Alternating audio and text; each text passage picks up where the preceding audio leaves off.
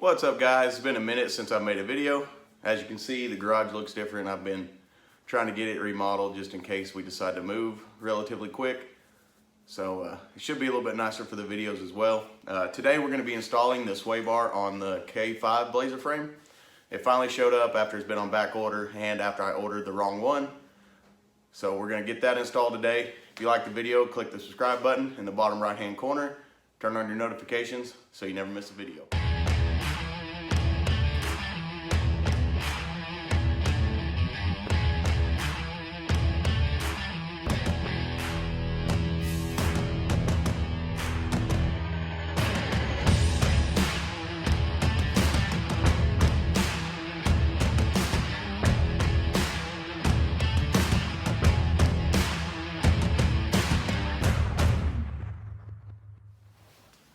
What's up guys? Okay, I finally got the correct sway bar in. You can see the bottom one is for stock lower control arms, and that's the one I ordered. It is CPP 117.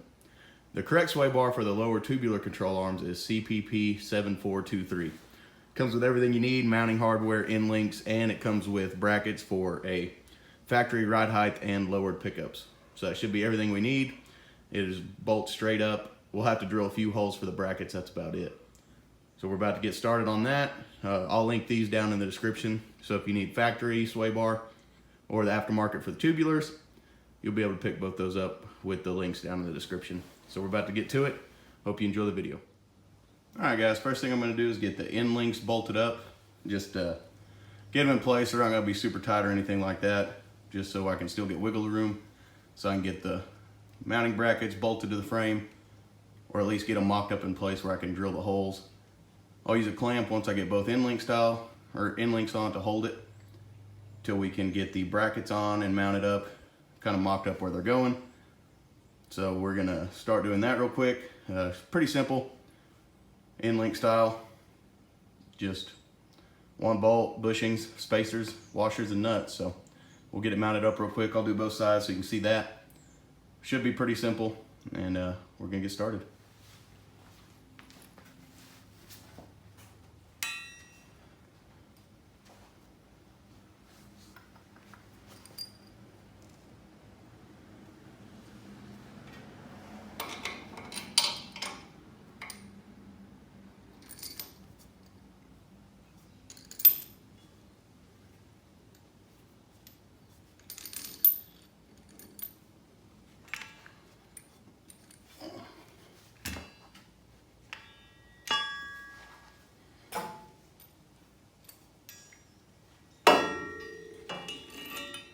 What you want to do is hit your powder coat on your lower control arms so you scratch them both up.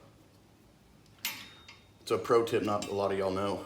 So if you're looking for a proper install, you want to have chipped powder coat, just like I did. So that's all we're going to do as far as mounting the end links. Just finger tight, and we'll go to the other side, do the same as well. There's that one.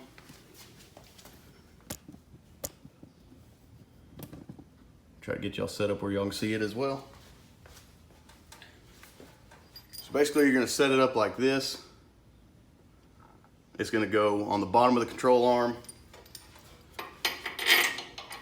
Should lock into place. And then you'll put another bushing, another cupped washer. Also drop it, scratch your powder coat as well. Spacer, washer, bushing. We'll go end link again. Another bushing. But first we're going to have to get our sway bar mounted to the frame, or at least bolted in position. Okay.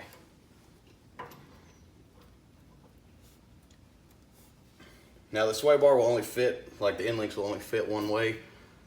You won't be able to get the washers on the other way. So there we go. That's just finger tight. It's a little off balance at the moment, but as you can see, that's the clamp I used to hold it towards the frame. Okay, so next step, we're going to get our bushings mounted on the bar, and then the bushings mounted to the bracket. Get the brackets kind of mocked up in place so we can drill our holes. Okay guys, I've mocked these up many different ways and I can't get the lowered brackets to work. So what I'm gonna do is I'm going to run the just stock height brackets. I may have to end up changing those out once I get the engine and trans in and get some weight on the suspension and it settles where it's supposed to, where it'll be at ride height. Once we get the engine, trans, body on. So I'm actually going, they're originally supposed to be ran this way. I'm gonna run them backwards.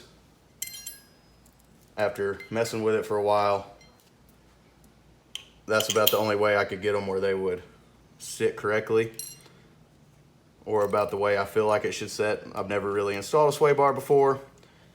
This will be only the second truck or older pickup that I own that has a sway bar.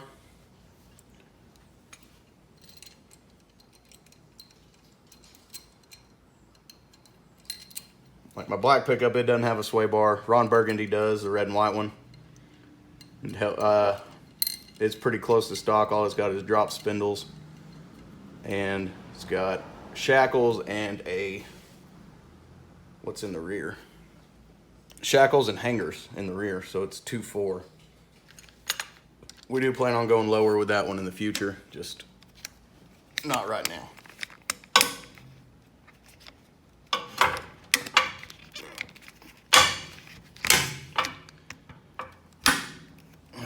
Sorry about all that. We kind of got it mocked in place. We'll just put a bolt through. Smack ourselves in the shin with the other bracket. Bolt it up. Like I said, this may not be the proper way to do it. It may end up not working once I get all the weight on the suspension. May have to end up changing it out, but I'll keep all the extra brackets, everything like that, so we can try and get it to sit properly if it don't work in the future. But as of right now, to get the sway bar end links the way they want you in this description, we're gonna have to run the stock height brackets backwards.